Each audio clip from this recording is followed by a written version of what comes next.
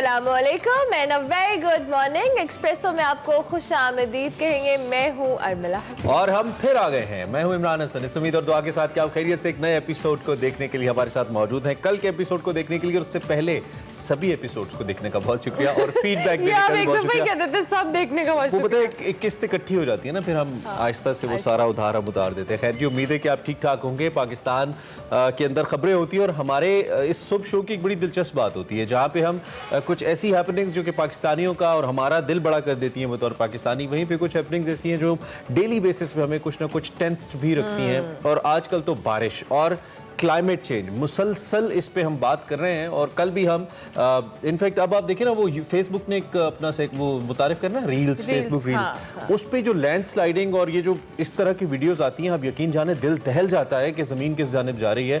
और अब तो हालात बहुत खराब है। स्पेसिफिकली अगर हम पाकिस्तान के अपने खत्ते में बात करें तो अभी जिन बारिशों को हम विटनेस कर रहे हैं, चाहे वो बलोचिस्तान में है, लेकिन अभी हम शहर कायद की बात करने वाले हैं जिसमें सिंध भर में बारिश का जो सिलसिला है वक्फे से जारी है। और महकमा मौसमियात ने यह सिलसिला कल यानी 19 अगस्त तक जारी रहने की पेशगोई की है। और इस दौरान शदीद बारिशें भी मुतवक्के हैं। उसके दौरान अगर हम महकमा मौसमियात की इस प्रोडिक्शन के साथ साथ करें, शदीद बारिशों की पेशगोई के बाद जो सूबाई हुकूमत है उसने कराची समेत सिंध भर में तमाम तालीमी इदारों में आम तातील का ऐलान किया है। और आज तमाम तर जो एग्जाम्स थे वो भी मुलतवी कर दिए गए हैं। अब 25 अगस्त को इन्हीं जो इम्तहानी मराकज़ हैं उस पर शेड्यूल और वक्त पे लिए जाएंगे तमाम तर पेपर्स।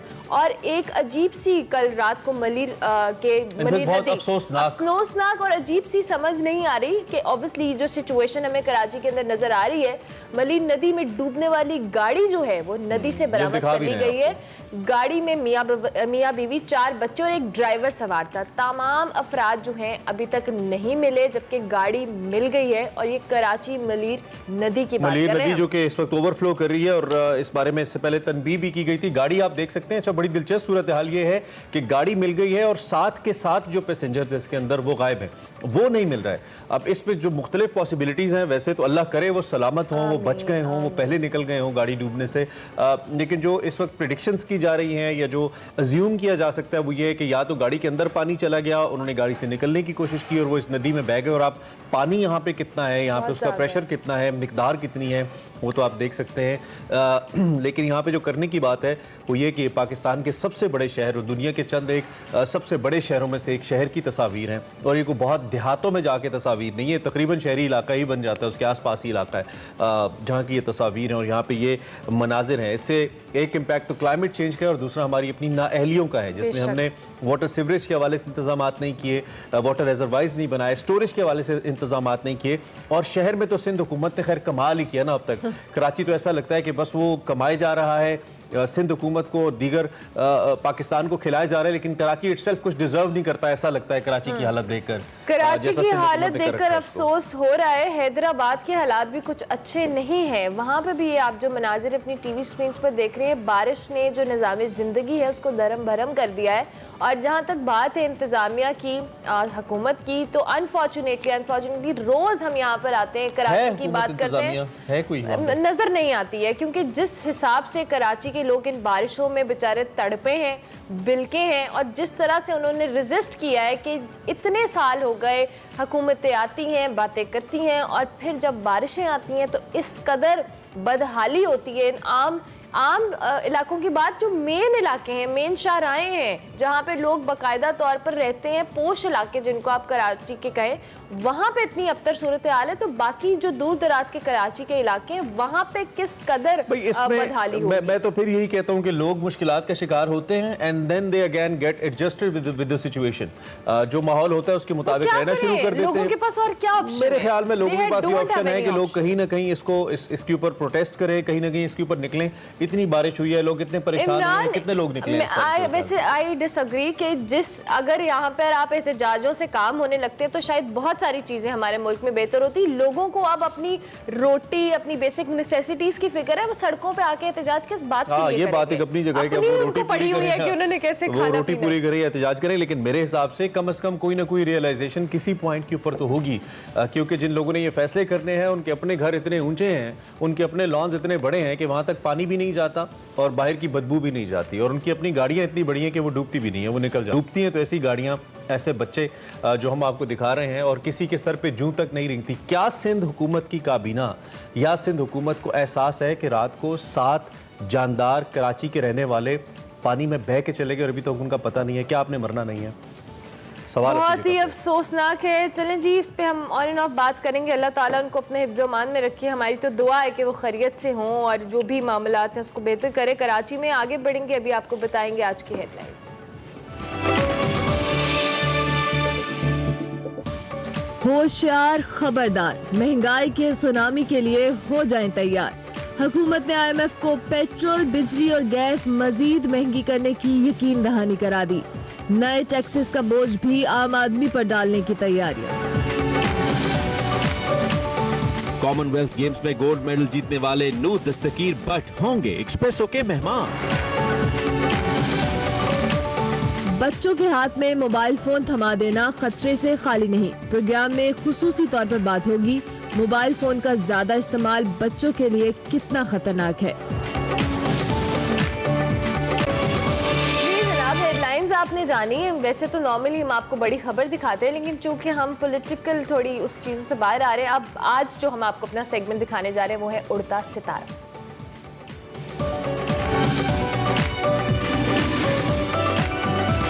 ये सितारा उड़ चुका है और ये बुलंदियों पे पहुंच चुका है, जिस सितारे की हम बात कर रहे हैं। भाई क्या बात है, कल भी हमारे जो पहले मेहमान थे उनसे हमें बड़ी एनर्जी मिली प्रोग्राम के बिल्कुल आगाज में, और जो आज हमारे मेहमान हैं उनकी भी क्या बात है। भट्ट साहब की बात कर रहे हैं, ऑलरेडी इतनी एनर्जी है। भट्ट साहब की बात करें, और ये भट्ट साहब आपको पता है कौन है? गोल्ड मेडलिस्ट नूर दस्तगीर भट्ट हमारे साथ मौजूद है। कॉमनवेल्थ गेम्स आपने देखी और ये पहला गोल्ड मेडल इन्होंने जीता, और मैं नूर दस्तगीर भट्ट साहब को क्रेडिट इस चीज का देता हूं क्योंकि इन्होंने एक वो उम्मीद दिलाई पूरी पाकिस्तानी टीम जो सारे खेलने गए हुए थे कि नहीं हम जीत सकते हैं। He was the first one जिन्होंने जीता। बर्मिंघम में ये गेम्स हुई थी, आपको याद है 109 किलोग्राम कैटेगरी थी, मजमूई तौर पर 405 किलोग्राम वजन उठाकर गोल्ड मेडल भट्ट साहब ने अपने नाम किया। और न्यूजीलैंड के जो वेट लिफ्टर थे डेविड लेटी, उन्होंने दूसरी, जबकि इंडिया के गुरदीप सिंह ने तीसरी पोजीशन हासिल की थी। और इसके बाद नूर दस्तगीर भट्ट इस्लामी यकजहती गेम्स में भी 109 किलोग्राम कैटेगरी में, स्नैच में 170 और क्लीन एंड जर्क में 226 किलोग्राम वजन उठाने की कोशिशें उन्होंने की, नाकाम रहे।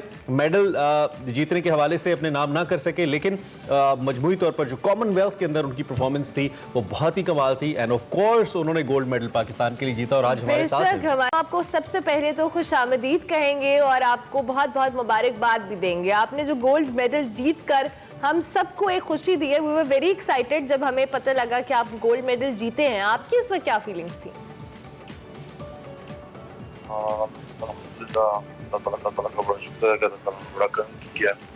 टाइटल को विन करने के लिए तकरीबन 7-8 साल लगी, तो अल्हम्दुलिल्लाह। नो भाई, थोड़ा सा माइक अपना हैंड्स फ्री का पास करके बोले ना, ताकि आवाज जरा आए, थोड़ी आपकी आवाज डिस्टॉर्शन आ रही है।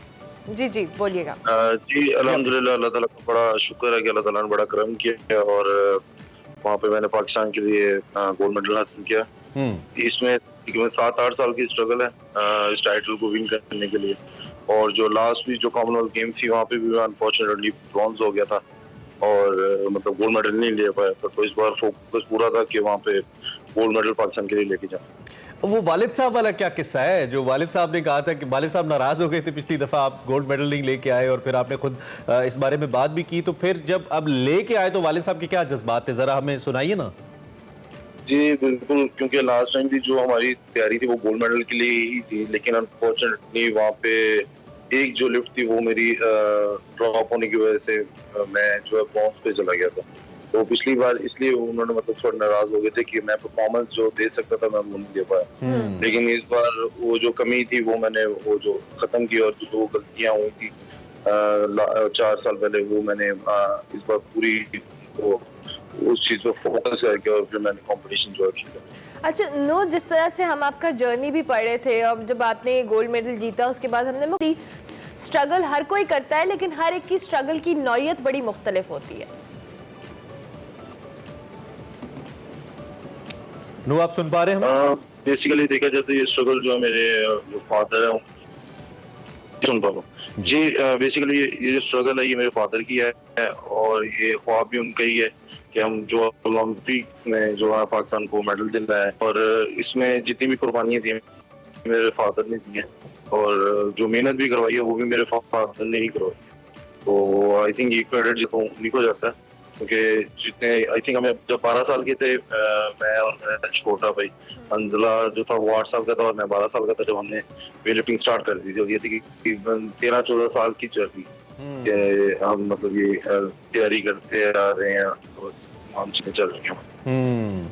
अच्छा, चले थोड़ा सा टिपिकल सवालों से हट जाते हैं। रातों रात एक लड़का गुजरांवाला का आपका, जिसको कोई नहीं जानता है सच, नेशनल लेवल के ऊपर वो पाकिस्तान के लिए खेल रहा है और रातों रात वो एक सुपरस्टार बन जाता है। एक प्राइम मिनिस्टर से लेकर मिनिस्टर से लेकर एक्टर से लेकर हर शख्स उसको अप्रिशिएट कर रहा है, उसकी तस्वीरें शेयर कर रहा है। How was the feeling no at that time? मतलब एकदम से अल्लाह ने आपको इज्जत दी, ऑब्वियसली आपकी बहुत मेहनत थी पीछे, लेकिन वो फील क्या थी जो आपने गोल्ड मेडल उठाया एंड देन बल्ले बल्ले हो गई आपकी?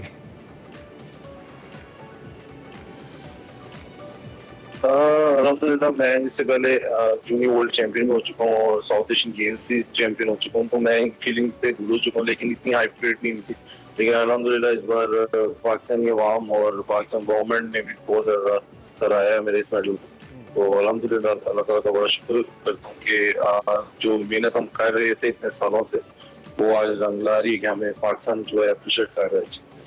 जबरदस्त। नो, ये भी बताएगा, ऑब्वियसली अब जिस तरह से आपने कहा आपको अच्छी फीलिंग तो आई, आप मेहनत बहुत सालों से कर रहे थे, लेकिन मैं ट्रेनिंग के हवाले से जानना चाहूँगी कि आपका जो ट्रेनिंग का एक पैटर्न था वो किस तरह का था, क्योंकि obviously weight lifting is not an easy sport, उसको आपको बड़ा जांच तोल कर सारी चीज़ें करनी होती हैं अपनी, चाहे डाइट प्लान हो या ट्रेनिंग हो। तो इस ट्रेनिंग वाले जर्नी के हवाले से भी बताएं। ट्रेनिंग हमारी तकरीबन साल के 365 दिन चलती है, हमें ईद पे भी छुट्टी नहीं मिलती और ना ही हमें बाहर आने जाने की इजाजत है करते।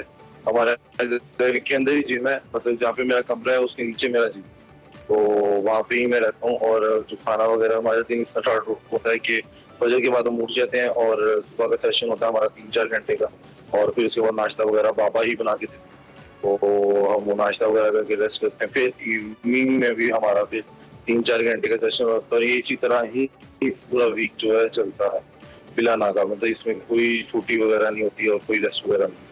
ठीक है, थोड़ा सा वेट लिफ्टिंग के हवाले से टेक्निकली मैं एक चीज़ आपसे समझना चाहता हूं, क्योंकि आप गोल्ड मेडलिस्ट हैं और अब आप एक अथॉरिटी हैं इस बारे में जो हमें बता सकता है, वो ये कि आप अपनी प्रैक्टिस के अंदर एक सर्टन वेट उठा रहे होते हैं जब आप ट्रेनिंग कर रहे होते हैं, यानी कि आप टारगेट कर रहे होते हैं कि मुझे इतना वजन उठाना है, और फिर जाके उसी कैटेगरी में आप लाई करते हैं और फिर उसके आसपास आप वजन उठा लेते हैं। तो इस्लामिक सॉलिडेरिटी गेम्स के अंदर ऐसा क्या हुआ, क्योंकि आपने कॉमनवेल्थ में उठाया, क्या थक गए थे, थकावट थी, कोई इंजरी थी, क्या प्रॉब्लम हुई कि आप वहां पे नहीं कर सके?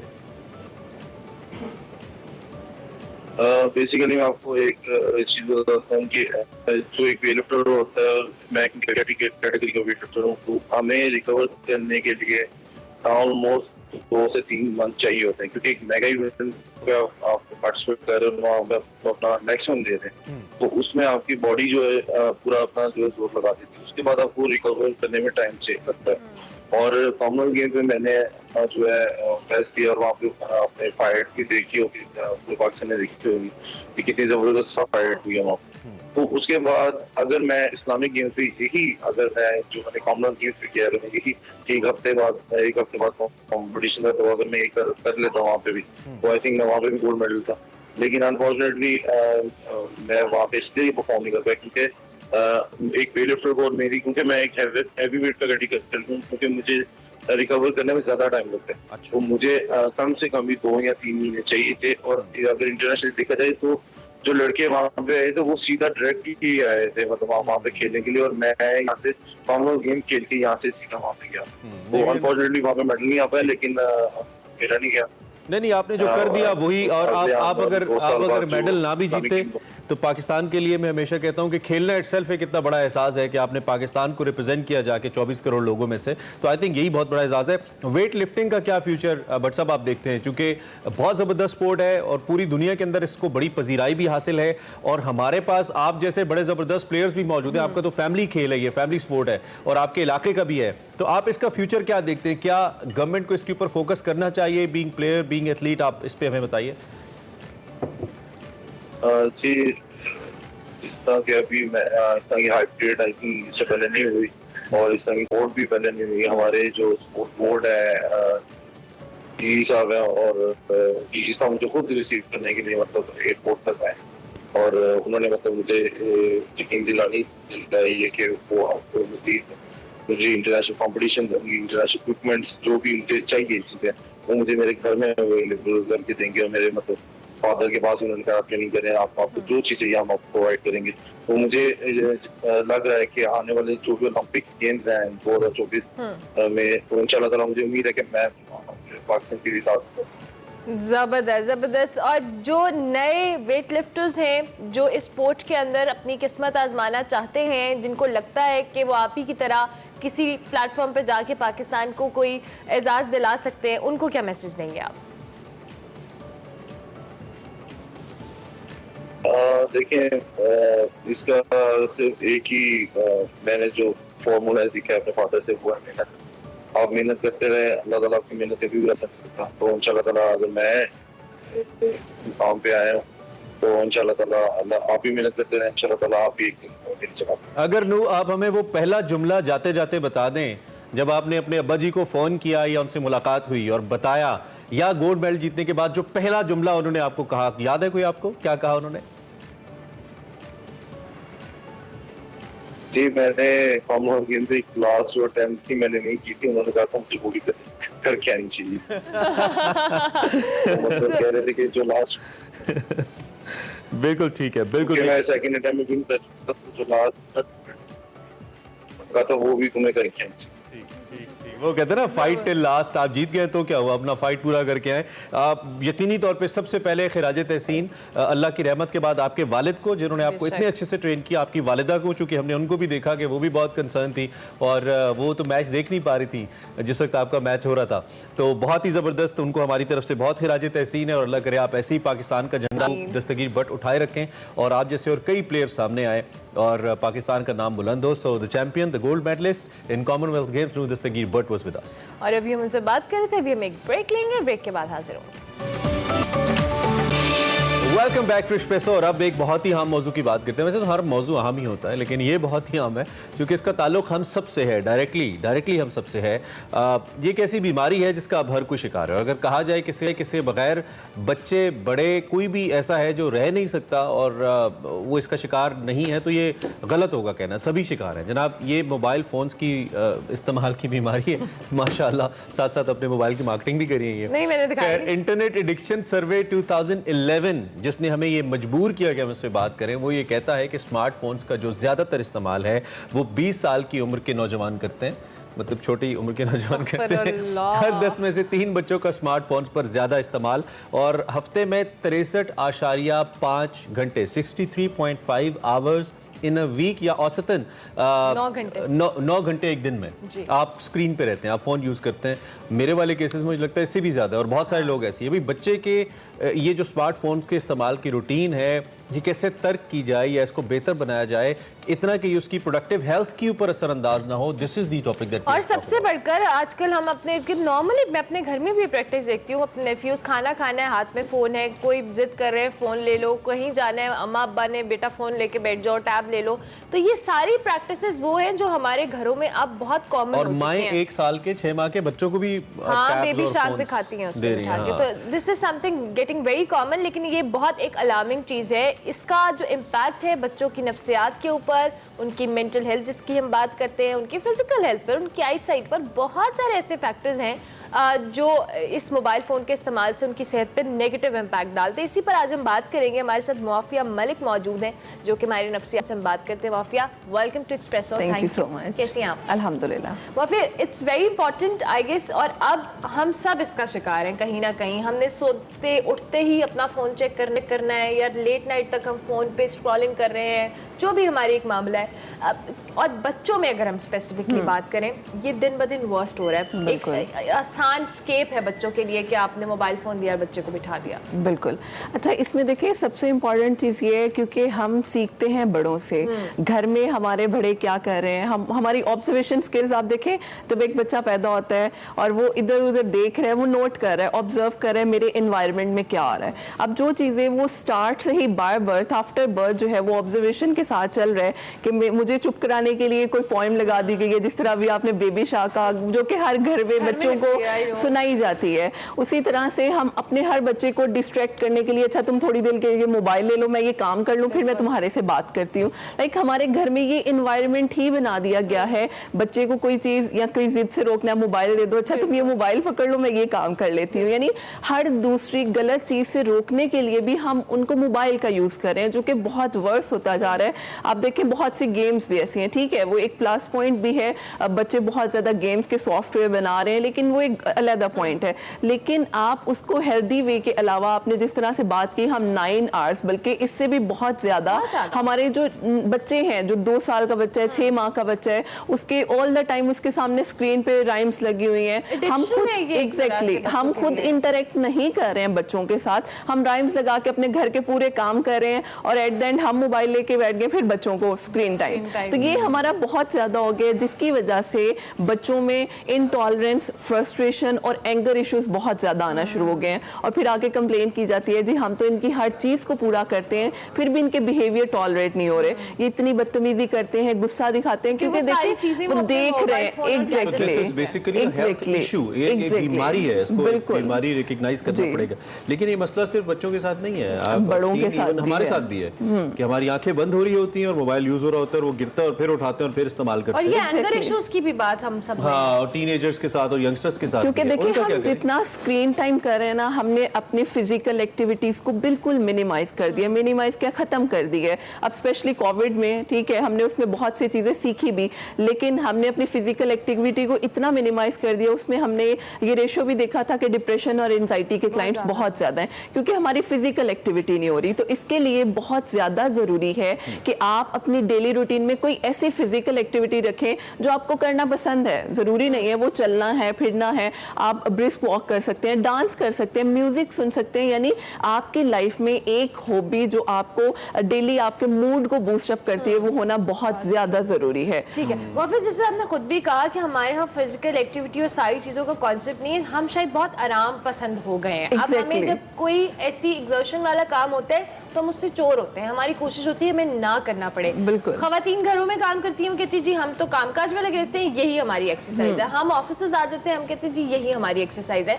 लेकिन एक्सरसाइज एक फिजिकल एक्टिविटी बहुत डिफरेंट डोमेन में आती है। तो आप किस तरह से रेकमेंड करती हैं कि जो साइकोलॉजिकल हमारे इश्यूज आ रहे हैं, इनको हम फिजिकल हेल्थ पर फोकस करके किस तरह से स्विच करके बेहतर कर सकते हैं? अच्छा, इसमें बड़ा जरूरी है कि आपके डेली रूटीन का स्केड्यूल क्या है। ठीक है, अगर 9 to 5 आपके ऑफिस आवर्स हैं, आप रात को सोने से पहले 20 से 25 मिनट अपनी जात के लिए निकाल सकते हैं। जरूरी नहीं है वो मोबाइल यूज करना है, हम करते हैं जो हमारी जात का टाइम है ना, वो भी मोबाइल यूज करना है कि वो मैं सेल्फ टाइम हूँ, लेकिन वो सेल्फ टाइम नहीं है। सेल्फ टाइम ये, ठीक है, आप बाहर जाके वॉक कर लें, आपको डांस करना या कोई भी चीज आपको पसंद है, आपको पेंटिंग करना पसंद है या कोई भी घर का काम करना पसंद है, क्योंकि अक्सर लड़कियों को इस तरह से होता है, बॉयज जिम कर लेते हैं, स्विमिंग कर लेते हैं, यानी डिफरेंट पर्सपेक्टिव्स हैं। लेकिन आपको जो करना पसंद है उसके लिए 20 से 25 मिनट निकालना बहुत जरूरी है। और अगर इसके पैरेलल आप बच्चों की भी बात करते हैं, उसमें पेरेंट्स का बहुत रोल है। अगर पेरेंट्स बच्चों के साथ फेस टू फेस बैठ के कम्युनिकेशन करते हैं, जी इतने टाइम के बाद हम ब्रेक लेंगे, आपको इतनी फिजिकल एक्टिविटी करनी है या ये काम करना है या कोई भी घर का काम, आपने ये बर्तन उठा के वहां तक रखना है, एटलीस्ट उसकी फिजिकल एक्टिविटी हो रही है, ताकि आप, क्योंकि आप जब बच्चों के साथ बैठ के एक स्केड्यूल करेंगे ना, ठीक है, पूरे दिन में तुमने अगर हर 12 घंटे या 9 घंटे अगर वो मोबाइल यूज कर रहा है, आप एक घंटा करके कम करें हर 20 मिनट के बाद। और वैसे भी ये हमारे रूल है, फॉर्मूला है कि आफ्टर 20 मिनट्स आपको थोड़ा सा, चाहे आप 1 सेकंड के लिए वॉक करें या अपनी आईज को थोड़ा सा रब करके, ताकि आपकी जो आई रोटेशन एक तरफ जा रही है वो डाइवर्ट हो सके। अच्छा, तो लेकिन इसमें वाकई ये भी तो है ना कि गैजेट्स डिपेंडेंस इतनी है, हम डिपेंडेंट इतने हैं। आपने किसी लोकेशन पे जाना है, आप मैप्स खोलोगे, ठीक है, आपने कोई रेसिपी देखनी है, being a female in the kitchen, आप यूट्यूब खोलोगे, आप वहां पे देखोगे, आपने किसी को कोई मैसेज भेजना है, आप कोई मैसेंजर या व्हाट्सएप खोलोगे। I mean we are completely dependent upon them ना। हम अगर इसको विद द टाइम कट करें तो हम 9 घंटे से चलें, आपकी हम मान लेते हैं, और हम कम करते चले तो 9 के 8 घंटे हो जाएंगे। अल्टीमेटली हमारा सारा काम ही वहां पे है, हमने कनेक्टेड ही वहां पे रहना है, न्यूज एंड ऑल, हमारी बात कर ले तो न्यूज एंड ऑल। तो कैसे करें फिर? फिर how to build this habit, because being a psychologist अगर कोई आप थेरेपी ऐसी हमें बताएं कि अगर आप ये करें तो इससे आप थोड़ा थोड़ा अपने आप को इससे दूर रख सकते हैं, तो दैट बी ग्रेट।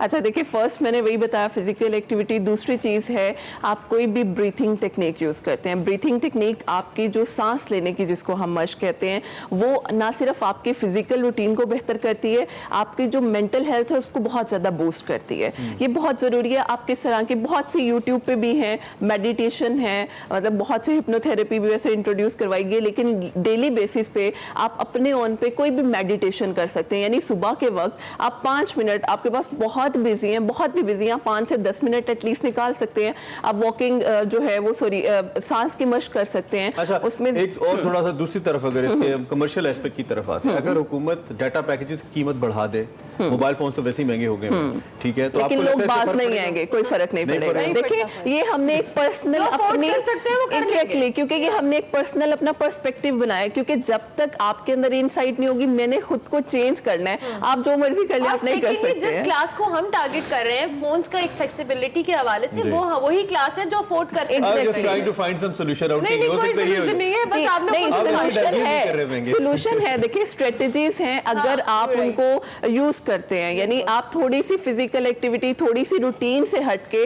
आप करें। देखिए Lifestyle मोबाइल modify करें, एग्जैक्टली आपको लाइफस्टाइल समझ को आए, मेंटेन करना बहुत जरूरी है, जो कि हम नहीं करते। लेकिन और इसके आजकल के चक्कर बच्चे में भी तो हम फिर बेबी शार्क ही देखते हैं ना। आजकल के बच्चों को आप अगर वो छनछने देंगे तो वो तो नहीं खेलते नहीं। उनसे। देखिए They like to watch अगर mobile आप phones। अम्मा या फादर उनके साथ हार्डली 5 से 10 मिनट इंटरेक्ट कर रहे हैं, देखिए इतनी फिजिकल गेम्स हैं, कैरन है या बहुत सी पेंटिंग है, आप उनके साथ वो भी इंटरेक्ट करवा सकते हैं। क्वालिटी तो टाइम बहुत अगर जरूरी है। पेरेंट्स स्पेंड करें तो बच्चों की बहुत सारी चीजों को बेहतर कर सकते हैं। Thank you so much mafia, बहुत शुक्रिया। जबरदस्त सजेशन से कुछ माफिया किया फिजिकल एक्टिविटीज फिजिकल एक्टिविटीज को लेके जी। और इस हवाले से तो हम बात कर रहे थे, अब कुछ डिवोर्स के हवाले Oh my से God। हमने आपके साथ कुछ अलार्मिंग फिगर्स शेयर करने, और इस पे हमारे कल प्रॉपर एक सेगमेंट होगा, वकार अहमद मलिक इसको कंडक्ट करेंगे जी।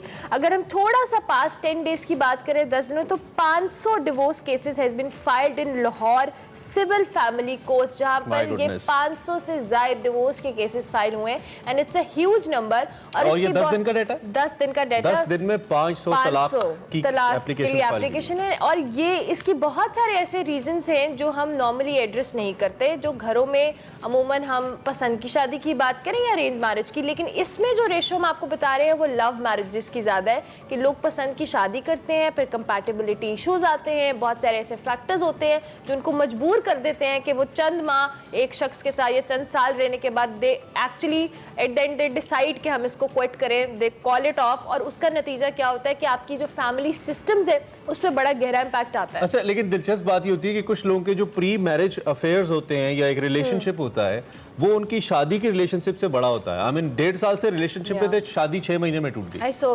That's very alarming and interesting as well. इसमें बहुत इंटरेस्टिंग फैक्ट्स होंगे जो कल वकार अहमद मलिक अपने सेगमेंट के अंदर हमें बताएंगे, और इस पे हम डिटेल डिस्कशन करेंगे। लेकिन अभी हम आप देखिएगा, हो सकता है आपके अगर मसाइल चल रहे हैं तो हल हो जाए। अल्लाह ना करे किसी के मसाइल हो। चलिए जी ब्रेक लेते हैं, ब्रेक के बाद हाजिर होते हैं।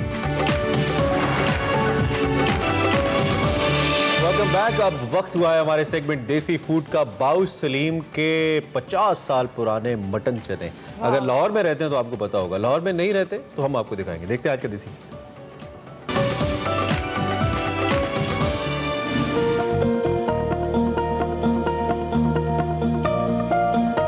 नाजरीन, आज मैं यूँ पुरानी फ्रूट मंडी ट्रक अड्डा में, जहाँ पर है बाउ सलीम चने वाले, जो कि तकरीबन 50 साल से यहाँ पर मटन चने बना रहे हैं। आए चलकर देखते हैं लोगों को यहाँ का टेस्ट कैसा लगता है और इनके मटन चनों की खास बात क्या है।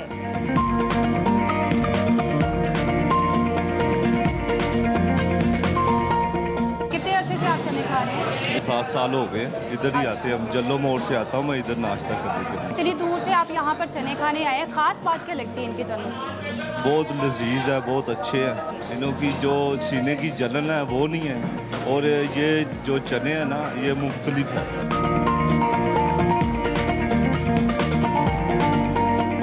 खास बात क्या लगती है इनके? खास बात ये है कि इनके चनों का जो टेस्ट है ना, वो सबसे अलग है। साफ़ सुथरा माहौल है, कोई गंदगी वगैरह नहीं है इनकी, और टेस्ट भी काफ़ी ज़्यादा अच्छा है। मैं पहले शादरा में रहता था, तब वहाँ से मैं इधर आता था, अब मैं यहाँ शिफ्ट हो गई, अब यहाँ से इधर मैं नाश्ता करता।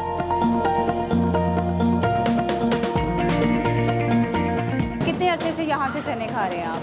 तकरीबन 8 साल हो गए यहाँ पे। इतवार से आज सुबह नाश्ता तकरीबन यहीं पे करता हूँ। कैसा टेस्ट लगता है इनके नाश्ते का? समझ लें कि घर का नाश्ता छोड़ के यहाँ पे आके करता हूँ। काफ़ी अच्छा टेस्ट है और मज़ा आता है खाने का यहाँ पे। घर का नाश्ता छोड़ के यहाँ से आप नाश्ता करते हैं, तो ख़ास बात क्या लगती है आपको इनकी? खास बात जायका अच्छा है। ये यखनी में चने बनाते हैं और शोरबे का टेस्ट भी काफ़ी अच्छा होता है। जो भी इनके पास आइटम है, लस्सी वगैरह भी होती है और मक्खन भी डाल के देते हैं लस्सी में, वो भी अच्छा होता है। ओवरऑल इनका काफ़ी अच्छा टेस्ट होता है।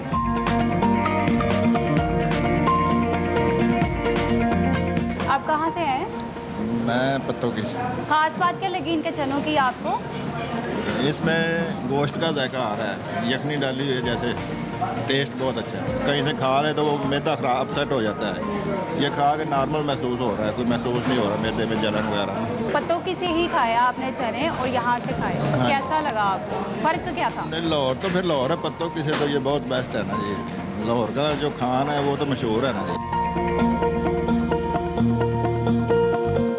हमारे साथ मौजूद हैं यहाँ के ऑनर मोहम्मद अकील साहब। आप मुझे बताएं, ये काम सबसे पहले किसने शुरू किया था और कितना अर्सा हो गया इस काम? ये काम हमारे वालिद साहब ने शुरू किया था, करीबन 50 साल हो गया हमें ये काम करते हैं। आप यहाँ पर कितनी तरह के चने बनाते हैं? यहाँ पे एक किस्म के चने बनते हैं सिर्फ, उसके बाद वो हर इंसान के अपनी चॉइस है। कोई मटन का पीस डाल देता है, कोई अंडा डाल देता है चनों में, कोई मटन के कोफ्ते डाल देता है, कोई यखनी में मटन की यूज़ कर लेता है। हर का अपना अपना डिपेंड है, जो लाइक करता है उसको। डिमांड ज़्यादा किस चीज़ की है? कोफ्ता चने की, अंडे चने की, मटन चने की? डिमांड यहाँ पे तो सबसे ज़्यादा जो है वो मटन चने की है।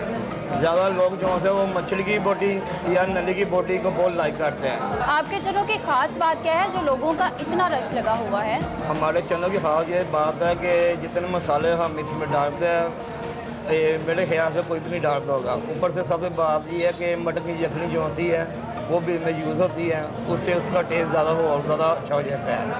तो हर चीज़ जो से हमारी फ्रेश होती है। मटन डेली आता है, कोफ्ते में कीमा हमारा मटन का फ्रेश आता है, हर चीज़ जो है हमारी फ्रेश होती है। माशाल्लाह 50 साल से आप ये काम कर रहे हैं, तो इतने अरसे से जायके को बरकरार रखना बहुत मुश्किल काम है। आपने कैसे जायके को बरकरार रखा हुआ है? 50 साल से हमारे वालिद साहब ने ये शुरू किया है। जैसे जायका उनके हाथ में था ना, जैसे मसाले वगैरह हर चीज़ वो डालते हैं। अल्हम्दुलिल्लाह हम भी अपने वालिद साहब के जैसे वो डाल, हम भी वैसे डाल रहे हैं। हमने कोई कमी नहीं आने दी है किसी मसालों में। चने बनाने में कितना टाइम लग जाता है? चने बनाने में कम से कम ये हमारी तैयारी जो होती है ना, दोपहर को शुरू हो जाती है।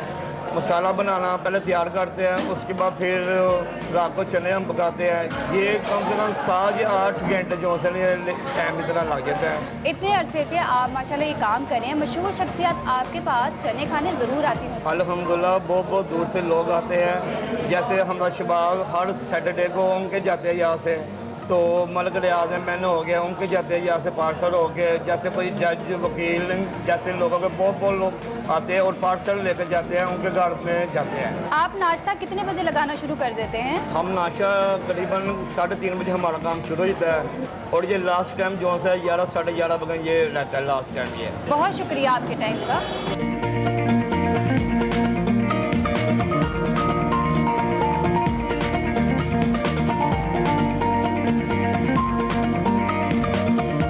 नाजरीन, इनका टेस्ट वाकई ही दूसरे चनों से बहुत ज़्यादा मुख्तलिफ और मज़ेदार है। आप लोग भी एक बार ज़रूर ट्राई करें। मिलते हैं अगले नए देसी खाने के साथ। अल्लाह हाफ़िज़।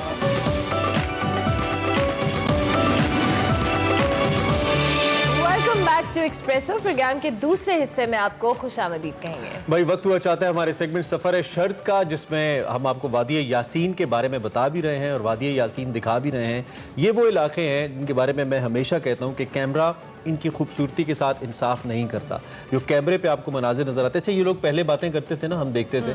जब मैंने खुद इत्तेफाक हुआ मुझे देखने का, तो आप हर एक नई जगह पे, हर नए मोड़ पे अल्लाह की वादानियत और अल्लाह की जो पाकी है उसको बयान करते रहते हैं। इतने खूबसूरत मनाजिर होते हैं। और वादी यासीन की तो ख़ास बात यहाँ की मशहूर ट्राउट भी है। वहाँ पे फार्म्स भी हैं और जो नेचुरल ट्राउट है दरिया की, वो भी यहाँ पे मिलती है। तो देखते जी वादी यासीन और सफ़र शर्त में आज क्या है हमारे पास।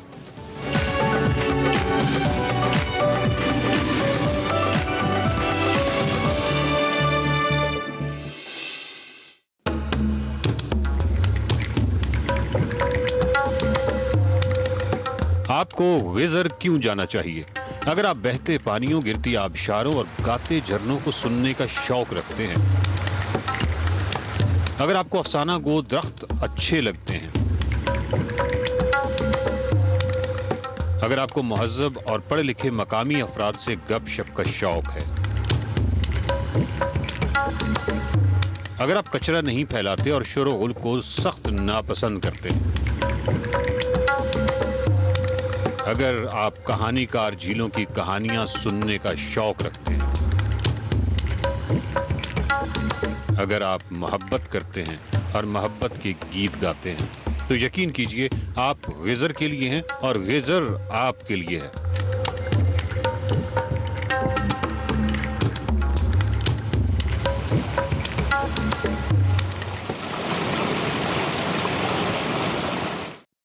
रॉक्सन रिवर में एक बहुत ही खूबसूरत और सुपर ज़बरदस्त किस्म का माहौल, पीछे दरिया जो है वो बह रहा है और ये वही दरिया है जिसके बारे में मैंने कहा था कि ये अफसाना निगार दरिया है। इसके पास बहुत सारी कहानियाँ हैं सुनाने के लिए, बस हमारे पास सुनने का वक्त होना चाहिए। करामतुल्लाह हमारे साथ बैठे हैं, मुस्कुरा रहे हैं।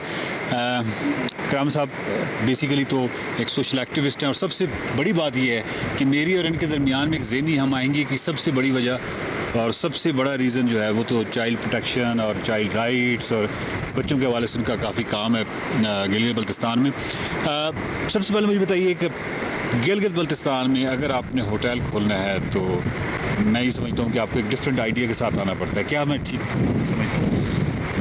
बिल्कुल आप सही फरमा रहे हैं, क्योंकि आपको पता है कि दुनिया में जहाँ कहीं भी लोग सेहत के लिए निकलते हैं तो वो अपने एरिए से कोई मुख्तलिफ कोई चीज़ देखना चाहते हैं, और मुख्तलिफ भी इस सूरत में कि हाथ से बनाए हुए ना हो बल्कि कुदरती हुस्न से मुज़य्यन हो।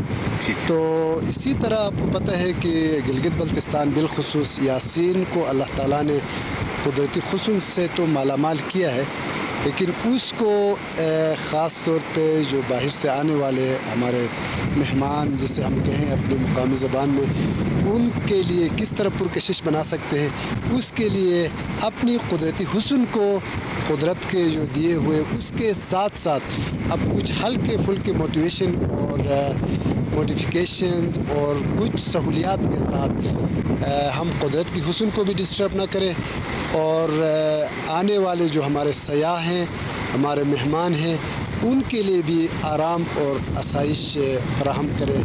तो मेरे ख़्याल में वो सयाह भी महफूज होंगे और जो कुदरत का जो हुस्न है वो भी बरकरार रहेगा। ये बताइए करामत साहब कि गिलगित बल्तिस्तान में गिज़र वैली और गिज़र वैली में यासीन वैली, यासीन वैली के अगर तारीखी पस मंज़र के हिसाब से देखा जाए, इसकी खूबसूरतियों के हिसाब से, इसके मौसम के हिसाब से, आप किसी भी हवाले से देख लें, यासीन वैली तो सबसे ज़्यादा रशी वैली यानी टूरिस्ट के हवाले से होनी चाहिए थी, जो कि यहाँ उस तरह नज़र नहीं आता। उसकी वजह क्या है?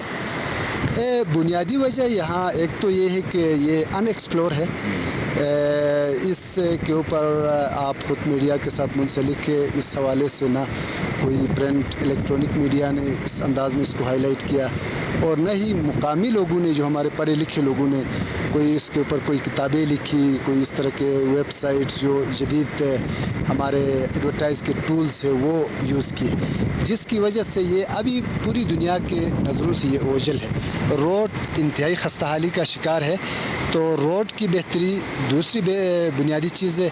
तीसरी बुनियादी चीज़ जो अभी आज यहाँ आप देख रहे हैं कि लोगों के लिए बेसिक सहूलियात, यहाँ होटल्स, यहाँ रेस्टोरेंट्स और मुख्तलिफ पिकनिक स्पॉट्स ये अवेलेबल हो जाएं, तो मेरे ख़्याल में टूरिज़म आप ख़ुद भी देख रहे हैं, ये दुनिया का मुनफरिद खित्ता होगा, यहाँ लोग ज़ौक़ दर ज़ौक़ आ जाएंगे। अच्छा ये बताएंगे यासीन वैली में जो मुमताज़ चीज़ें हैं, मिसाल के तौर पे मैंने कभी इतना पुरजोश किस्म का रक़्स नहीं देखा, और मैं कहता हूँ कि अगर रक़्स जो है वो आज़ा की शायरी है तो सबसे बेहतरीन शायर वैसे यासीन के हैं, मतलब इतने जोशीले शायर हैं, और भी इसके अलावा बहुत सारी मुनफरिद खुसूसियात हैं, लेकिन म्यूज़िक पे पर्टिकुलरली ये बहुत ही कोई कमाल इलाका है यासीन में। बिल्कुल, यासीन की अगर आप कल्चर, अगर आप हिस्ट्री को ले लेंगे तो यहाँ के शोरा, यहाँ के म्यूज़िशियन, यहाँ के जो फनकार हैं, रक़्स वाले, ये इंतहाई यूनिक है। ये न सिर्फ आज बल्कि कदीम से ही ये बाई बर्थ, चूँकि बाज़ चीज़ें कुदरती होती हैं, तो ये कुदरत ने इस एरिए के लोगों को इन जो सिफ़ात है इनसे, शायरी से और ख़ास तौर पे रक़्स और ये कुदरती हुस्न से मालामाल किया है। तो इनको अगर मज़ीद पॉलिश करके दौर हाजिर के तकाज़ों के मुताबिक अगर हम आहंग करें तो मेरे ख़्याल में ये दुनिया के लिए एक बेहतरीन मिसाल बन सकती है। अच्छा, ये बताएं कि यहाँ पे जो खाने हैं वो भी मुझे बड़े मुनफरिद लगे हैं। और मतलब उसमें शीरीनी थी, उसमें वो सुबह जो पराठा होता है, क्या कहते हैं उसको ग्याल कहते हैं। मतलब अमेजिंग है। लेकिन इसके अलावा जो मतलब नाजरीन के हवाले से एक बहुत ही पुरकशिश चीज़ वो ये है कि यहाँ पे ट्राउट बहुत ज़्यादा है। और ट्राउट जो है वो आपको हर जगह मिलती है, फंडर से लेके पूरी गेज़र वैली में है ट्राउट। और आप बहुत सारे लोगों ने अब ट्राउट के वो फ़िश फार्म भी बना लिए हैं। तो इस हवाले से बताया कि यासीन वैली में कितनी ट्राउट है जो रिवर में है, उसके लिए तो खैर लाइसेंस दरकार होता होगा। इसका पूरा प्रोसीजर क्या है? और दूसरा ये कि अब फार्म्स वगैरह जो बन रहे हैं तो उनकी क्या सिलसिला, मतलब वो इकॉनमी में भी कोई कंट्रीब्यूट कर रहे हैं आपकी यासीन के यूथ की? बिल्कुल। एक तो ये है कि जो नेचुरल दरिया में जो ट्राउट है ये यासीन, फंडर वैली और गुपेस, इन एरियाज़ में आपको दरिया में आपको फ़िश इजीली दस्तयाब होंगे। उसके लिए अगर दो चीज़ें हैं, एक तो ये है कि आपने फ़िशरीज़ डिपार्टमेंट से लाइसेंस का हुसूल है। वो लाइसेंस कोई ज़्यादा महंगा नहीं, हल्का सा उसका हल्की सी फ़ीस है 200-250 रुपये की। उसके साथ साथ जो है आपके पास टाइम होना चाहिए, चूँकि दरिया के किनारे आप लुत्फ़अंदोज़ भी हो सकते हैं और अपने हाथ से फ़िश पकड़ के आप उसको खा सकते हैं। उसके साथ साथ चूँकि अभी दरियाई फ़िश, चूँकि ये शिकार के बाद वो उनमें कमी स्टार्ट हो गई, तो हुकूमत गिलगित बल्तिस्तान फ़िशरीज़ डिपार्टमेंट ने एक आइडिया फ़्लो किया कि फ़िश फार्म्स को इनकरेज किया जाए। तो इस लिहाज से फ़िश फार्म का पोटेंशियल सबसे ज़्यादा यासीन में है। इस फ़िश फार्म के आउटलेट्स भी हमने गाकूच में, गिलगित में भी बनाए हैं ताकि जो है ये लोकल इकोनॉमी को भी बूस्ट करे। और इसके साथ साथ आगे आप यासीन का जितने भी, अगर हम अभी 5 मिनट का अगर आप आगे ड्राइव करें तो वहाँ मुर्गा, आटकश, बुजयोट और इनके साथ साथ बिल्कुल कंटिन्यू साथ फ़िश फार्म्स है। फिर वहाँ से आप आगे जाएंगे तो संदी में फ़िश फार्म है, आगे आप जाएंगे तो हुंदुर, उमर से दरकुत तक जो है बेशुमार सप्लाई जो है गिलगित को होती है और इस्लामाबाद को तो अभी इंटरनेशनल इसकी जो है बाकायदा दुबई के लिए भी इसके डिमांड स्टार्ट हो गए। तो फ़िलहाल चूँकि इनिशियल स्टेज है तो इतने ज़्यादा पैमाने पे नहीं है, तो होपफुली ये इंटरनेशनल एग्रीमेंट्स हो गए हैं। करामत भाई, मुझे ये बताएं कि ये जो रॉक्सन रिवर है इसमें कोई बंदा आके कोई तख्लीकी काम करना चाहे, एक तो हमारा टूरिज़्म का ये प्रॉब्लम है कि हमने एक दौड़ लगाई होती है, ये भी जगह देखनी है, ये भी देखनी है, ये भी देखनी है, सारी जगह देखनी है। एक होता है कि आप एक ख़ास मतलब एक जगह मुंतखब करते हैं अपने जहन में और मुझे कि एक हफ़्ता वहाँ गुजारना है, किताबें पढ़नी है, लिखना है या कोई गौर व फिक्र करना है या सुकून करना है, मतलब अपनी उस रूटीन को जो कि स्ट्रेस की रूटीन है उसको मैंने तोड़ना है। तो मुझे ये जगह बड़ी ज़बरदस्त लगी है, कम से कम इस हवाले से। मैं अगर आप मुझे इजाज़त दें तो मैं कहीं विंटर में भी आ सकता हूँ, वरना गर्मियों में आके यहाँ पे कोई लिखने लिखाने का काम करूँ। बिल्कुल, ये आपने बहुत अच्छा फरमाया। हमने रॉक एंड रिवर में यासीन का पहला डेस्टिनेशन है और हमने कोशिश ये की कि इसमें चूँकि first impression is last impression, जो हमारी वैली में दाखिल होता है तो हम उनको कुछ बेसिक अट्रैक्शंस दें। एक तो कुदरत ने यहाँ के हुस्न, आपको दरिया और पहाड़ ये तो ऑलरेडी आपके साथ हैं, तो इसके साथ साथ तो हमने थोड़ा सा फैसिलिटी दिया है कि छोटा सा होटल रेस्टोरेंट हमने इनिशिएट किया है। उसके साथ हमने फ़िश फार्म बनाया है और उसके साथ साथ जो आप जैसे एलबी लोग आते हैं तो लोग सबसे पहले आपके यहाँ कल्चर, तारीख़ और कुछ मेन जगह जो वो देखना चाहते हैं, तो उसके लिए हमने एक छोटा सा लाइब्रेरी स्टडी सर्कल हमने बनाया है ताकि वो यहाँ बैठ के किताबें पढ़ें और वो अगर कोई तहकीक करना चाहे, यहाँ बैठ के कुछ लिखना चाहे, तो उसके लिए भी हमने एक छोटा सा माहौल दिया हुआ है ताकि वो यहाँ चाहे गर्मियों में हो सर्दियों में हो, ये ऑल वेदर खुला है। आप बैठ के यहाँ कोई स्टडी कर सकते हैं, कुछ लिख सकते हैं, कुछ पढ़ सकते हैं। तो कोशिश की है कि सारी का मुजाहरा करते हुए माहौल दिया है। ये बहुत बड़ा माहौल है, ये कहीं नहीं मिलता कि आपके सामने इतना खूबसूरत दरिया बह रहा है और एक कंसिस्टेंट आवाज़ है। आप रूम्स में जितने हैं वो खिड़कियाँ हैं तो वो दरिया की तो एक मुसलसल आवाज़ है। सर कमाल है, एक सिम्फनी है, एक तवाज़ुन है और इसको कोई नाम नहीं दिया जा सकता जो यहाँ पे सुकून है। और फिर सबसे बड़ी बात कि मैं देखता हूँ कि कहीं ना कहीं आपका एक मुस्कुराता चेहरा नज़र आ जाता है। कहीं आप इधर से उधर हो रहे होते हैं और मेरी तरफ देखते हुए मुस्कुराते हुए निकल जाते हैं। Thank you very much. बहुत शुक्रिया। Welcome back to Expresso. Break के बाद हाजिर हो चुके हैं जी। अब पाकिस्तान में अगर डॉलर की कीमत की बात करें तो जब वो बढ़ती है तो उससे हर चीज़ की कीमत जो है इससे ऑब्वियसली रिलेटेड होती है और वो बढ़ जाती है। अगर डॉलर की कीमत कम होती है तो चीज़ें बहुत कम ऐसा होता है कि वो सस्ती हों। मगर अब की बार ये रिवायत कुछ हद तक टूटती हमें नजर आई, जबकि ऑटो मैन्युफैक्चर ने डॉलर की कदर में कमी के सम्राट आवाम तक थोड़े बहुत मुंतकिल करना शुरू किए और गाड़ियाँ सस्ती करना शुरू की हैं।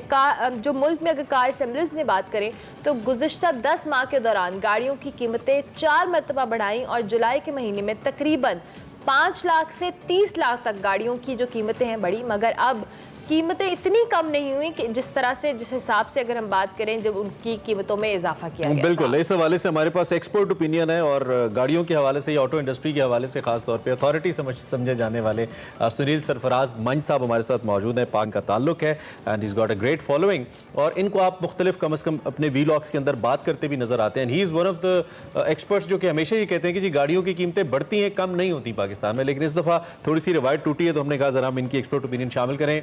मंच साहब, thank you very much for joining us. बहुत शुक्रिया आप हमारे साथ मौजूद हैं।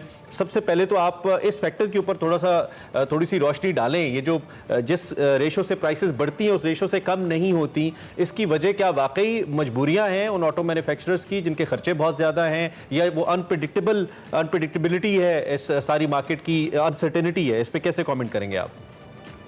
बहुत शुक्रिया बुलाने के लिए। सबसे पहली बात तो आपने बिल्कुल ठीक की इंट्रो में कि आज तक मैंने पाकिस्तान में इससे पहले कभी नहीं देखा था कि प्राइसेस ऊपर गई और उसके बाद नीचे आई हूँ। The only thing which happened was back in 2021, वो जब गवर्नमेंट ने टैक्सेस कम किए थे, एफईडी थे, तो उसका इम्पैक्ट से लोगों को लगा था कि प्राइसेस कम हुई हैं। बट ये पहली बार है कि प्राइसेस कम हुई हैं। उसकी रीजन ये है कि जितना इंक्रीज एक लास्ट महीने में आया था वो भी अनप्रेसिडेंटेड था। मतलब अगर आप तमाम गाड़ियों की प्राइसेस देखें तकरीबन 30% अभी आप इंट्रो में बता रहे थे 50 लाख से लेके 10 लाख रुपए तक इंक्रीज हुआ था, बल्कि 5 लाख भी कई छोटी गाड़ियों में, जो कि बड़ा अनप्रेसिडेंटेड था। और जब हम again I always want to take side of consumer और मैं हमेशा ऑटो मैन्युफैक्चरर से पूछता भी रहता हूँ कि आप ये क्यों कर रहे हैं। बट इस टाइम पे जो उनकी स्टोरी थी उसमें थोड़ा वजन था, उनका इश्यूज बड़े जेन्युइन थे। एलसी नहीं खुल रही, माल नहीं क्लियर हो रहा, उनको सामान नहीं दिया जा रहा, डॉलर बहुत ज्यादा ऊपर चला गया है, उनको कहा जा रहा है कि डिलेड डिलीवरी जो कि उनके हाथ में नहीं है। अगर स्टेट बैंक ने आपकी एलसी नहीं खुलने दी तो डिलेड डिलीवरी के ऊपर भी उनसे मार्कअप दिया जाना चाह रहा था कस्टमर को। तो काफी ज्यादा फैक्टर्स है जिसकी वजह से इंक्रीज हुआ था। और जब ये डॉलर की प्राइस डिक्रीज हुई तो I was the first one जिसने उनके अगेंस्ट ये वीडियो बना के उन्होंने कहा था कि भाई आपने पहले जो चीजें कही थी वी बॉट इट, आपने जो बात कही हमने आपकी बात मान ली। लेकिन अब क्योंकि अगर dollar price everything else is constant, dollar price नीचे आ गई है तो आपको जो है वो नीचे करनी चाहिए प्राइसेस। और उसमें मेरा ख्याल है बड़ी खुशाइन बात ये है कि एक कंपनी ने की, फिर दूसरे ने की, तीसरे ने की, अब मेरा ख्याल है सारे करके। अब एक सवाल आता है कि ये उतनी कम नहीं हुई जितनी बड़ी थी। यस आई एग्री, बट उसके लिए थोड़ा सा हमें उसमें थोड़ा रीडिंग करना पड़ेगा कि गाड़ियों की जो आपने बताया ना 4 दफा प्राइसेस इंक्रीज हुई थी, तो जो अभी रिसेंट इंक्रीज था उससे पिछला इंक्रीज जो था ना वो आया था 185 के डॉलर के ऊपर। तो 185 से 230 का जब डॉलर गया है तब तक उन्होंने प्राइस नहीं बढ़ाई। ठीक है जी। 235 पे जब उन्होंने बढ़ाई तो वो बहुत एक्सुबरेंटली हाई बढ़ाई, बिकॉज 185 और 230 में तकरीबन 45 रुपए का इजाफा था। अब जब डॉलर आया 210-15 के ऊपर तो ऑब्वियसली वो 235 और 185 वाला डिफरेंस तो हम एक्सपेक्ट करेंगे तो गलत होगा। मैं और आप एज ए कंज्यूमर जरूर एक्सपेक्ट करते हैं कि 15 ऊपर गई थी तो 15 नीचे आ जाए। बट हमें ये समझने की जरूरत है कि वो बेस पॉइंट जो वो नहीं था। बट अगेन ये भी देखने में आ रहा है कि कई कंपनियां ज्यादा कर रही हैं, कई कम कर रही हैं। बट ये कंपेटिटिव मार्केट में जो ज्यादा कम करेगा मेरा ख्याल है उसको फायदा इस लिहाज से होगा कि कंज्यूमर जो है उसके बारे में अच्छी सोच भी रखेगा, उसकी ब्रांड इक्विटी भी बढ़ेगी और इसमें सबसे इंपॉर्टेंट फैक्टर ये है कि हम ये ध्यान में रखें, अगर डॉलर जो है यहाँ पे स्टेबल रहे, बिकॉज पहले तकरीबन अगर हम पिछले हफ्ते को देखें पूरे को तो नीचे आता रहा, barring yesterday it has gone up by 3 rupees. Yes, अच्छा मनसब, दूसरी जानिब जिस तरह से आपने अब 185 रुपीस डॉलर को मेंशन, जब ये डॉलर 185 पर था तो जब गाड़ियां बुक करवाई जाती थी तो इस डॉलर की प्राइस पे उसको बुक करवाया जाता था, लेकिन उसके दौरान 3 माह में डिलीवरी का कहा जाता है, लेकिन डॉलर प्राइसेस हाई होती हैं, फिर उसके साथ साथ जब कंज्यूमर है उसे दोबारा से डिमांड की जाती है एक्स्ट्रा पैसों की। अब तो ये इस मैकेनिज्म को सिस्टमैटिकली किस तरह से देखने की जरूरत है और इस पे आपका क्या कमेंट होगा? देखिए, एक तो ये है कि पाकिस्तान में जब डिलेमा ये आप गाड़ी बुक कराती हैं पाक रुपीस में, उसके कंपोनेंट्स आते हैं डॉलर में और सारे पार्ट जो इंपोर्ट हो रहे हैं वो डॉलर में, और फिर वो बन के आपको फाइनल मिलती है।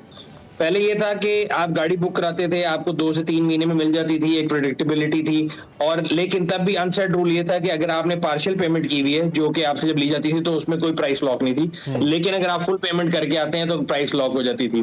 बट कंपनीज जो है उनको भी पता था कि फुल पेमेंट वो 1 महीना पहले ही लेते थे डिलीवरी से, तो एक प्रेडिक्टेबिलिटी थी कि 1 महीने में डॉलर कितना ऊपर जाएगा। बट अभी रिसेंट पास में तो डॉलर की जो है ना फ्लाइट जिसको आप कह सकते हैं वो इतनी ज्यादा थी, अनप्रेसिडेंटेड थी कि कोई भी जो है ना दुनिया में उसको प्रेडिक्ट नहीं कर सकता था, और काफी पाकिस्तानी कंपनियों ने तो बल्कि ऑर्डर बुकिंग लेना भी छोड़ दी थी, जो कि मेरे ख्याल से एक सही तरीका था। इन लॉन्ग टर्म इसका हल क्या है? इसका हल मुझे जो समझ आता है, या तो पाकिस्तान में जब गाड़ी उसका सबसे ये मसला भी हल हो जाएगा कि ऊपर ज्यादा गया था तो प्राइस ज्यादा ऊपर की थी, नीचे गया था तो कम की थी, या तो जो है ये प्राइस जो है डॉलर में कोट करना शुरू कर दें, जो उससे हमारा मेरा ख्याल है कौमी वकार मजरू होगा कि हमें पाकिस्तान में चीज डॉलर में क्यों दे रहे हैं। बट उससे होगा ये कि अगर कोई भी एक यूनिट है वो $10,000 का था तो आपको पता होगा यार मैंने $10,000 का गाड़ी बुक कराई हुई है और मैंने अपनी सेविंग उस लिहाज से बढ़ानी है। अभी होता ही है कि एक मुतवस्सित तबके का आदमी है, नौकरी पेशा आदमी है, वो एक छोटी गाड़ी बुक कराता है 17-18 लाख रुपए की, जब वो गाड़ी डिलीवरी आती है वो 23-24 लाख है, which is 30-40% of his income. तो वो उसकी मेरी और आपकी इनकम या हमारी सैलरी 30-40% हमारे जो एम्प्लॉयर्स हैं वो नहीं बढ़ा रहे।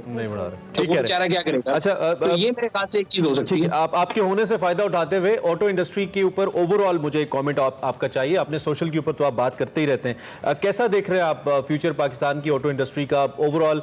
जिस तरीके से हमने ग्रो किया पहले से तो बहुत बेहतरी है, कॉम्पिटिशन भी बेहतर हुआ है और उसमें प्राइस कंपेरेटिवनेस भी आई है पिछले कुछ दिनों में, क्वालिटी कंपेरेटिवनेस भी आई है, हमने देखा है। लेकिन आप बीइंग एन एक्सपर्ट कैसे देख रहे हैं फ्यूचर कैसा है हमारे यहाँ? देखिए, मैं हमेशा ये बात करता हूँ कि कोई भी मार्केट जो है ना वो अपनी बेटरमेंट पे जब जाती है, जब परफेक्शन पे आ जाए, मार्केट कंपटीशन हो। For the longest time we had like a monopoly situation, फिर 3 से 15, 12, 13 कंपनियां और आगे, तो अभी इस टाइम हम तकरीबन 13 मैन्युफैक्चर के ऊपर है। इसका मतलब है मार्केट अपनी परफेक्शन के ऊपर जा रही है। बट हैविंग सेड दैट, उसमें जो सबसे इंपॉर्टेंट रोल है वो गवर्नमेंट का है और उसकी पॉलिसीज का है। अगर वो जो है ना बार बार चेंज होती रहेंगी, स्टेबल नहीं रहेंगी तो बहुत ज्यादा परेशानी होगी। कोई भी बिजनेस हो उसमें जो स्टेबिलिटी वो सबसे ज्यादा जरूरी है। और अगर आप देखें पिछले 2 सालों में it's a roller coaster ride. एक दिन हम कहते हैं हम इलेक्ट्रिक गाड़ी लेके आएंगे, दूसरे दिन हम कहते हैं कि हम 10 लाख के ऊपर गाड़ी की फाइनेंसिंग शुरू कर देंगे। 3 महीने डाउन द रोड हमें याद आता है कि गाड़ियां पुरतई शशियां हैं, हम इसकी फाइनेंसिंग नहीं होने देंगे। उसके बाद हमें याद आता है कि हमने इलेक्ट्रिक गाड़ी के ऊपर आरडी लगानी है। फिर आजकल अगर आप देखें तो इलेक्ट्रिक गाड़ी पाकिस्तान में इंपोर्ट ही नहीं हो सकती, कोई भी सीबी में इंपोर्ट बैन है।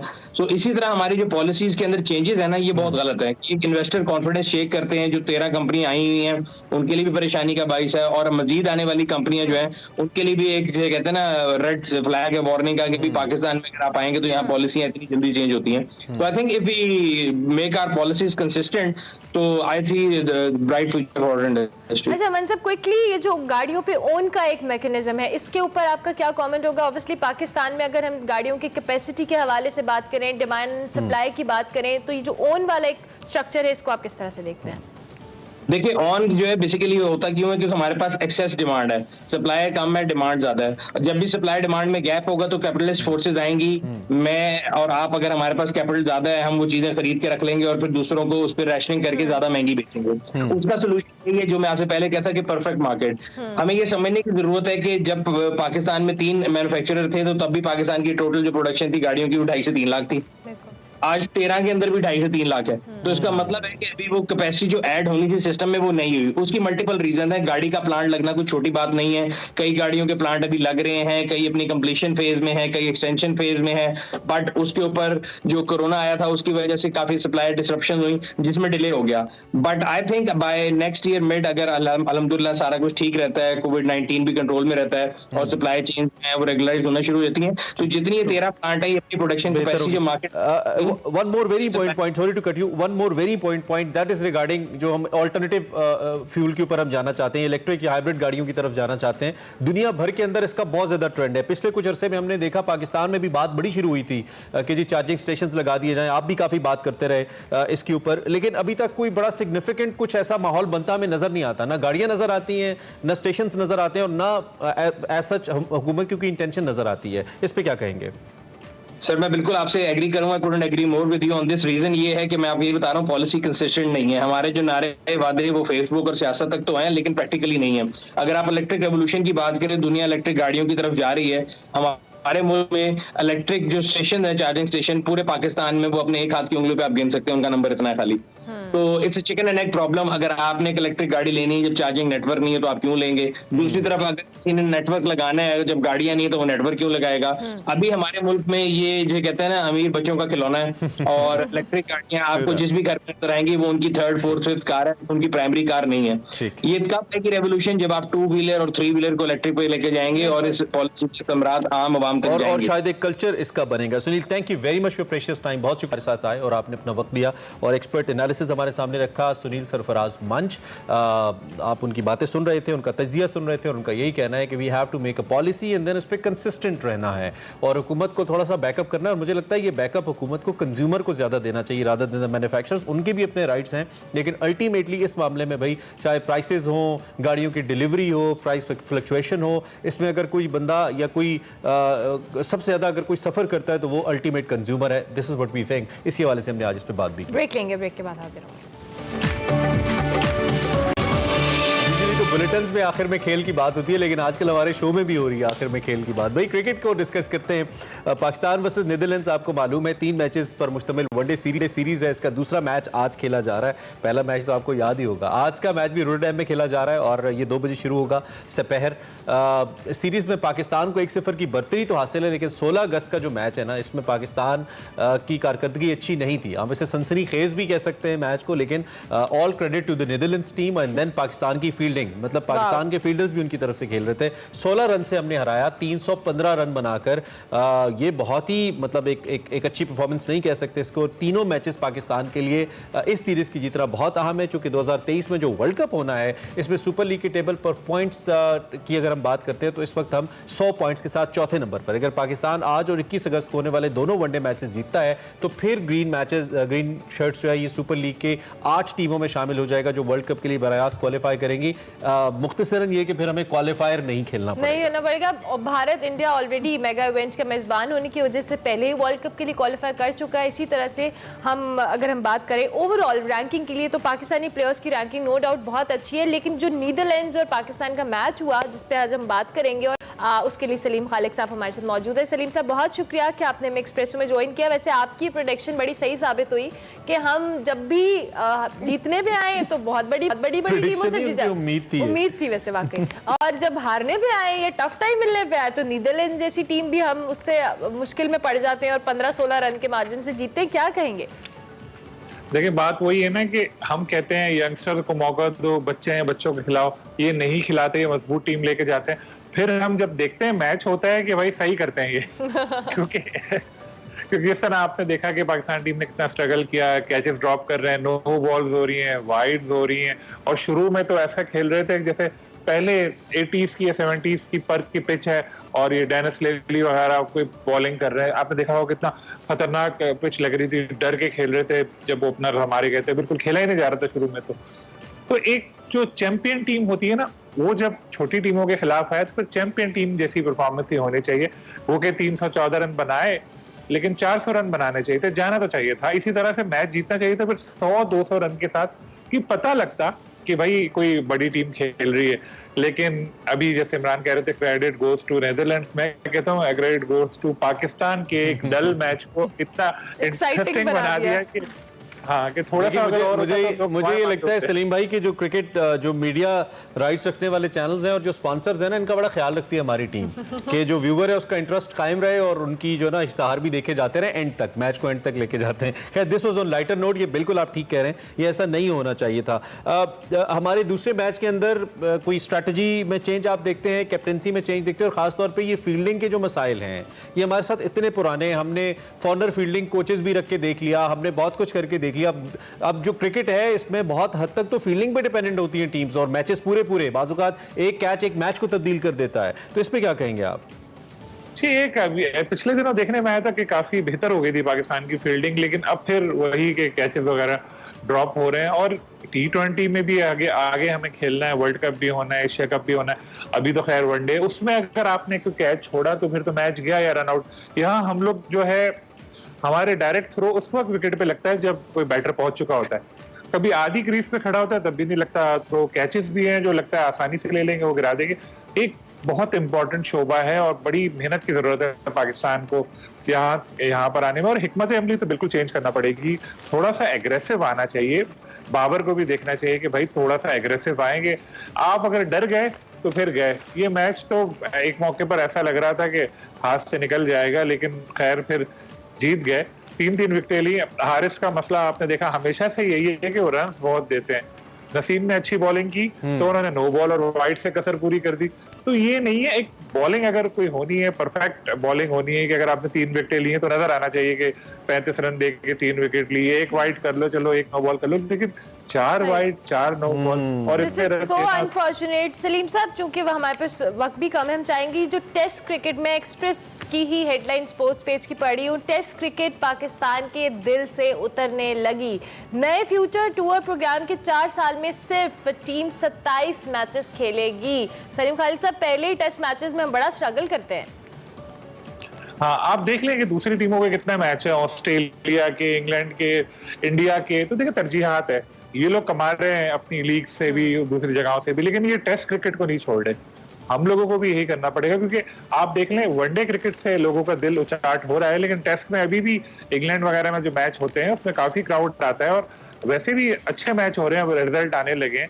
तो पीसीबी को भी ये देखना चाहिए था, लेकिन जिस तरह हुकूमत होती है ना कि कोई गलती जो कहते हैं पिछली हुकूमत ने किया था, तो ये एफटीपी पे भी जब बात आई तो लोगों ने सवाल उठाए, तो पीसीबी ने कहा कि जी ये तो पहले से काम हो रहा था, 3 साल पहले से, हमारा इससे कोई लेना देना नहीं। लेकिन सलीम भाई ये भी है ना कि प्लेयर्स हमारे सारे लीग से ट्रेन होते हैं। अब हमारा जितना भी नए यंग लॉट जितनी भी आ रही है वो सारी डिफरेंट लीग से आ रही है, चाहे हमारा पीएसएल है, चाहे हमारी कायद-ए-आज़म ट्रॉफी है, चाहे हमारा भी केपीएल को भी चले इसमें शामिल कर ही लें आप, तो सारी लीग से ऊपर आती है। फिर जो एक प्लेयर आइडियलाइज भी कर रहा होता है, हमें याद है कि जब शुरू में जब T20 नहीं होता था, हम क्रिकेट देखते थे अपने स्कूल टाइम पे, तो हम सिर्फ वनडे मैचेस को एज्यूम करते थे और हमारे लिए भी थोड़ा सा टेस्ट उस वक्त बीइंग यंगस्टर्स थोड़ा बोरिंग होता था, हम वनडे पे ज्यादा थ्रिलिंग हमें लगता था। वही चीज T20 के साथ हो गई है। तो आपको लगता है कि डोमेस्टिक कोई स्ट्रक्चर ऐसा टेस्ट क्रिकेट को लेकर हमारे यहाँ होना चाहिए? क्योंकि रमीज राजा साहब खुद टेस्ट क्रिकेटर हैं, बड़े हमारे पास बहुत बड़े बड़े नाम है, दुनिया के बड़े नाम है टेस्ट क्रिकेट के अंदर, तो कोई डोमेस्टिक स्ट्रक्चर ऐसा हो जो टेस्ट क्रिकेट को प्रमोट करे?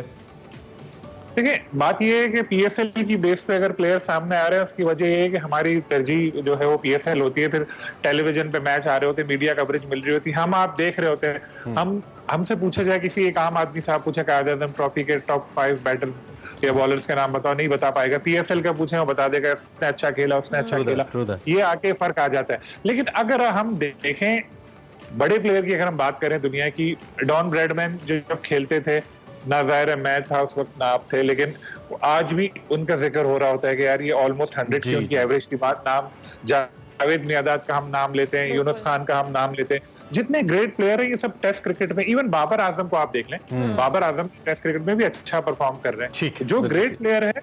और ये 2020 के जो ये बुलबुले की तरह थोड़े अरसे के लिए आते हैं, उसके बाद और शायद यही फिटनेस के मसाइल भी इसीलिए होते हैं, क्योंकि टेस्ट क्रिकेट में आपको एक बॉलर को तो बड़ी फिटनेस चाहिए होती है, आपने 20 ओवर्स फेंकने हैं, 8-10 ओवर्स नहीं फेंकने, तो डेफिनेटली होता है। टाइम हमारा खत्म हो गया, इंशा और नशिस्त में जरूर आपसे दोबारा बात करेंगे। सलीम खालिद साहब हमारे साथ मौजूद थे, सीनियर स्पोर्ट्स एनालिस्ट, जो कि तजिया दे रहे थे। पाकिस्तान का दूसरा मैच आज 2 बजे होना है। In case if you bored you want to watch cricket, Pakistani team आपको बोर नहीं होने देगी। आपको बहुत थ्रिलिंग और एक्साइटिंग मैच मिलेगा। नीदरलैंड से तो क्या हुआ, मैच तो फंसाया जा सकता है। हाँ बिल्कुल, ये हमारी खास है। चलिए जनाब, इजाजत लेंगे, कल फिर मुलाकात होगी। सोशल मीडिया पे आप हमें फीडबैक दीजिएगा, फॉलो कर लीजिए। अल्लाह हाफ़िज़। अल्लाह हाफ़िज़।